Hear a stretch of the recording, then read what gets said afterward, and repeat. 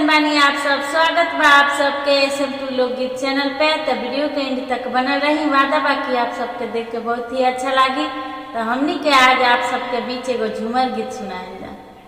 तो चली हम जनती पिया जइए कॉलेजिया हम चोराइयो लेतिना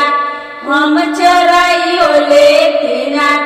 उनकर कलमा की तबिया हो चोराइयो लेतिना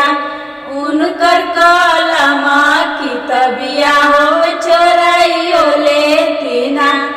अपने चोराइती उनकर हम के लगैती हम लगाइयो देतिना हम लगाइयो देतिना माई बेटा में झगड़वा हो लगाइयो देतिना माई बेटा में झगड़वा हम लगाइयो देतिना जाऊ हम जनती पिया जाइए नौकरिया हम चोराइयो लेतिना हम चोराइयो लेतिना उनकर गोलिया बंदूकवा हम चोराइयो लेतिना उनकर गोलिया बंदूकवा हम चोराइयो लेतिना अपने चोराइती उनकर भाभी के लगैती हम लगाइयो देतिना हाँ लगाइयो देतिना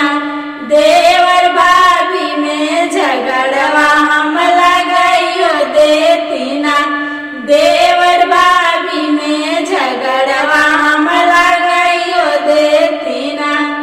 जाऊ हम जनती पिया जाइए बजरिया हम चोराइयो लेतिना हम चोराइयो लेतिना उनकर साइकिल के चबिया हम चोराइयो लेतिना उनकर साइकिल के चबिया हम चोराइयो लेतिना अपने चोराइती उनका दीदी के लगैती हम लगाइयो देतिना हम लगाइयो देतिना